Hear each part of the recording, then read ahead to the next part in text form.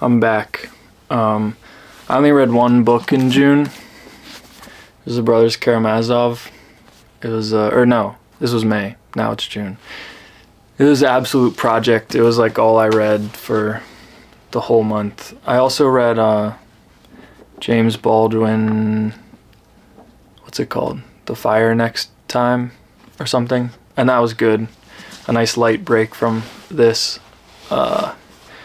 Yeah, I don't know. I guess I'd feel more comfortable writing about this book as opposed to speaking about it because there's so much going on. I don't imagine I'll put my thoughts together very well. I'll spare you exactly what it's about, but it's these three brothers and their father who is, I'm not sure what adjective to use, like odious, I guess. He is really terrible, and the three brothers wind up growing up in different ways.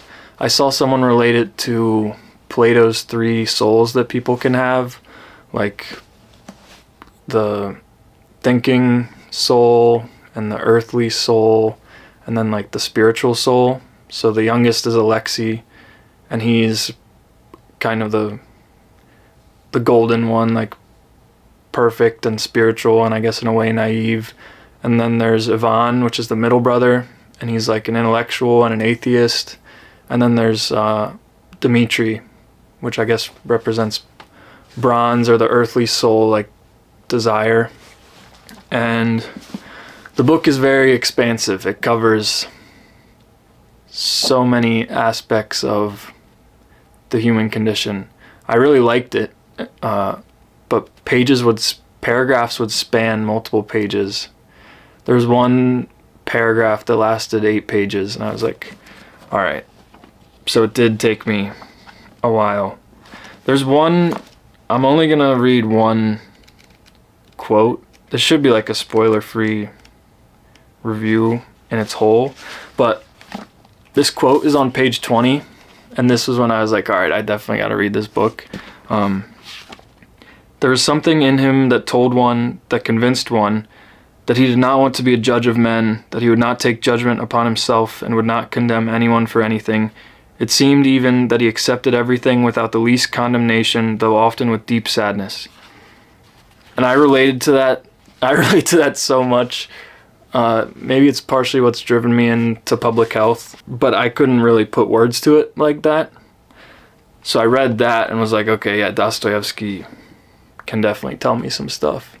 And I read Crime and Punishment, and this was probably a more difficult read than Crime and Punishment, but I think it was worth it overall. I'm not very religious. I don't know if I'd fall under the agnostic category or what, or like maybe existentialist. I don't know. I don't really know what's out there, but this might have been my first and closest experience with debating whether or not one should be religious.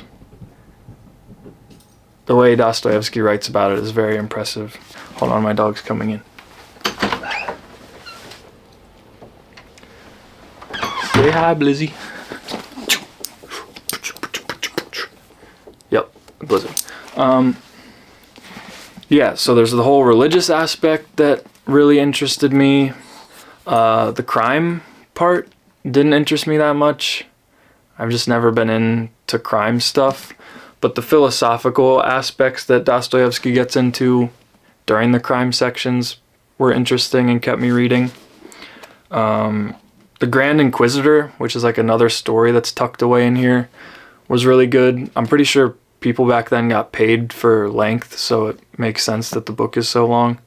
But I think in several times throughout the novel, Dostoevsky does this, but especially in The Grand Inquisitor, he finds a way to move beyond words, which was very significant because it's like we only have so many mediums to express ourselves, and if you can express something beyond words with words, like kind of leaving this empty space, but creating a feeling out of that is very, I imagine, hard to do and very rare.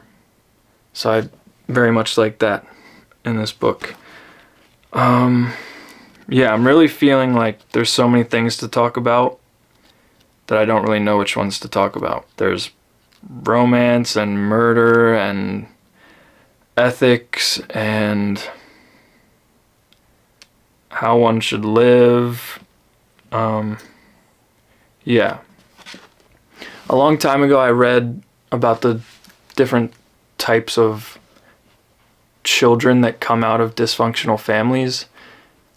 And I guess there was 5 listed, which ironically in the book, Dostoevsky kind of does a takedown of psychoanalysis where he proves that, or posits that you can manipulate psychoanalysis to whatever ends you want.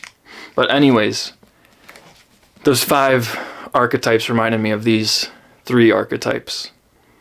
And I'm not really sure which one I would fall under, because the brothers are also extreme in their personalities. Yeah, I don't know if I could assign myself one. Not that I need to. Anyways, sorry, I don't have more to say about it.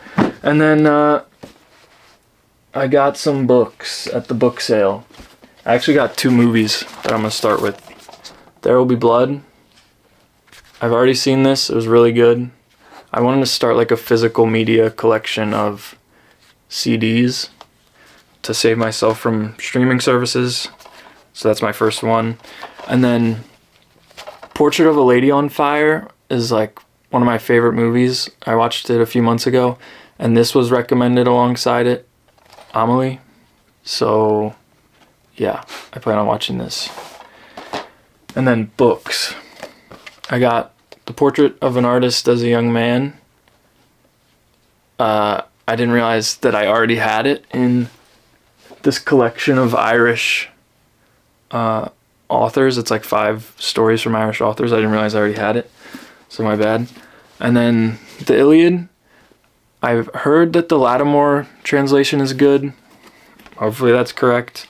I think maybe I read sections of the Iliad in high school, but I don't really remember it, and I know that it's important for whatever, a classical education or whatever you want to call it. On liberty and utilitarianism, I'm gearing myself up for bioethics stuff, and consequentialism is, I think, one of the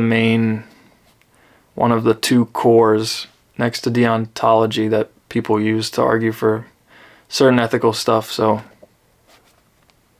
whatever, I figured it's important to have and read. And then Aldous Huxley, Ape in Essence. I've never even heard of this one. I guess Brave New World is like the only one of his that I've heard of. Look at how sick that cover art is. Yeah, I'll get to it eventually.